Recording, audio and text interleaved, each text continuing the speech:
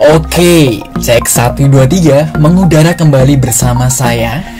Pada kesempatan kali ini saya ingin menceritakan ulang mengenai salah satu acara dengan tajuk yaitu Di Balik Kesuksesan Geolog Menjadi Pengusaha, di mana ini diwadahi oleh sebuah event yaitu Ngobrol Santuy bareng Kang Burhan seri yang keempat. Kenapa tiba-tiba saya menceritakan kembali mengenai acara ini? Karena pada acara kali ini saya mewakili tim Batik Sabak diundang sebagai narasumber. Waduh, coba deh dilihat.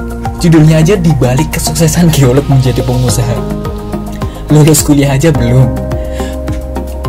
Oke, sebelum kami jauh hari dikontak oleh salah satu dari admin Kang Burhanuddin Nur ini, sebenarnya kami sedikit ragu karena di antara narasumber-narasumber yang ada, mungkin bisa jadi kami adalah salah satu yang paling dibilang cupu, bisa dibilang paling minim pengalaman, bisa jadi juga. Tapi kembali lagi kepada niat kami, mengapa kami mau untuk menjadi salah satu narasumber di sana. Ya karena kami ingin berbagi bahwa sebenarnya makna atau persepsi kesuksesan setiap orang itu mungkin akan berbeda-beda ya. Bagi saya sendiri yang mewakili tim Batik Sabak, sukses ketika saya dan teman-teman membangun Batik Sabak ini ketika kami bisa menciptakan sebuah karya dengan jujur, dimana karya ini memang kami buat berdasarkan apa yang kami pikirkan, apa yang kami dapatkan dari kami berdiskusi seperti itu. Dan juga karya yang kami buat, yang kami pasarkan bisa menjadi salah satu alat untuk menjaga kebudayaan Indonesia. Karena di sini saya mewakili tim Batik Sabak. Sebelumnya jika teman-teman belum tahu Batik Sabak ini bisa dibilang usaha yang bergerak di industri kreatif batik, di mana batik yang kami buat, batik yang kami produksi memiliki motif spesial yang kami ilustrasikan dari sayatan batuan. Kalau teman-teman geologi pasti akan sangat familiar dengan sayatan batuan. Tapi kalau teman-teman yang mungkin non geoscience atau non geologi seperti itu, sayatan batuan apa? Bisa di searching di Google ya teman-teman. Baik, kita lanjut kembali. Sebenarnya siapa sih? Acara apa sih Ngobrol Santuy bareng Kang Burhan ini? Kang Burhan ini siapa sih sebenarnya? Oke, coba saya jelaskan. Kang Burhanuddin Nur ini salah satu alumni dari Teknik Geologi UGM angkatan 86. Dan menurut cerita dari teman-temannya, dulu ketika sebagai mahasiswa, beliau ini disebut sebagai singa kampus seperti itu. Beliau juga merupakan mantan ketua HMTG pada periodenya, dan sekarang merupakan ketua Asprodi TG. Dan yang pasti beliau juga dosen di program studi Teknik Geologi Universitas Trisakti.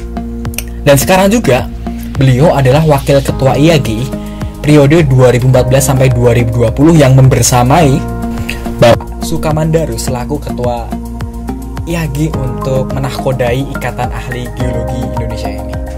Dan apa hubungannya? Hubungannya adalah karena beliau sekarang sedang mencalonkan diri sebagai calon ketua IAGI di periode ke depan. Teman-teman belum tahu? Baik, bisa cek saja di websitenya ataupun Instagramnya. Websitenya teman-teman bisa coba cek di sana, kangburhan.id. Di sana akan ada visi misi, kemudian apa yang akan dibawa oleh Kang Burhan ini. Dan juga untuk Instagramnya teman-teman bisa cek @kang_burhanuddinur seperti itu ya. Kita kembali pada acara dengan tajuk Di Balik Kesuksesan Geolog Menjadi Pengusaha. Terdapat 5 narasumber, di mana 4 narasumber sudah istilahnya bisa dibilang geolog, dan yang satu masih sebagai undergraduate atau masih mahasiswa.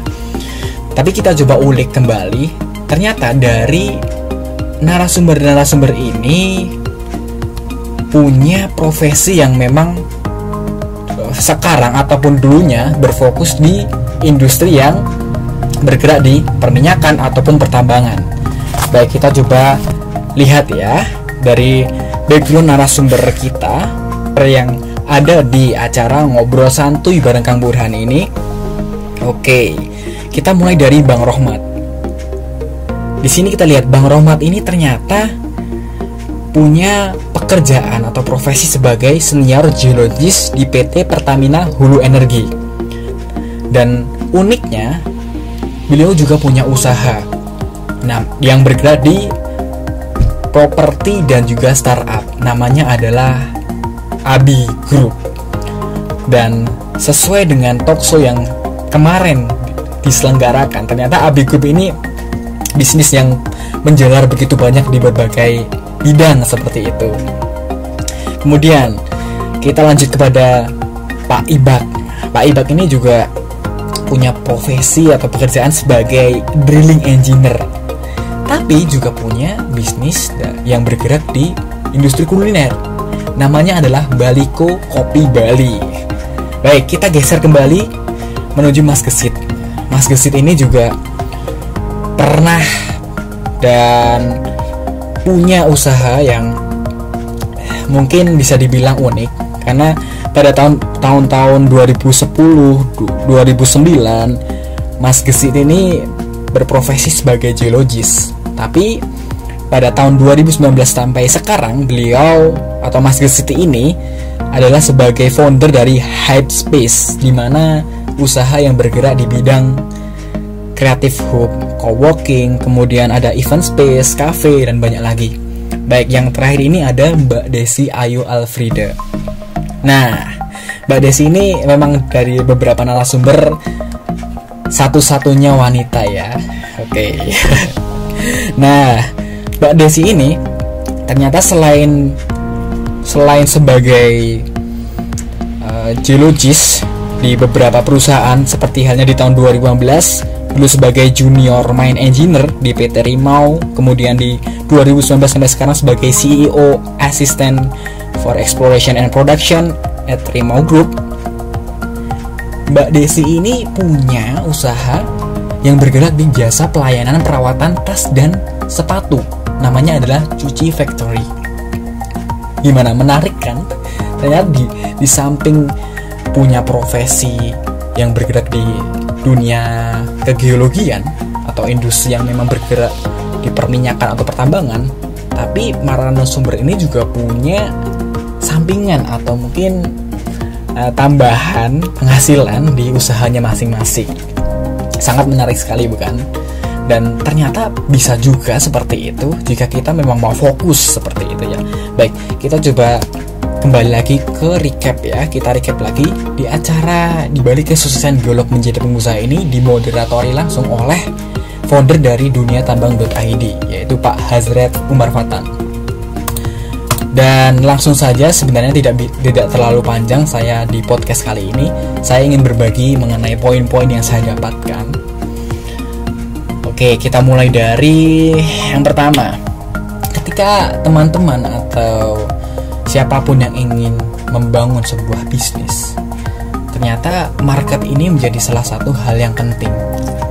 Karena ketika kita sudah tahu market, maka kita akan bisa menentukan jalan-jalan apa yang akan kita lalui ke depannya. Kemudian yang kedua adalah sistem.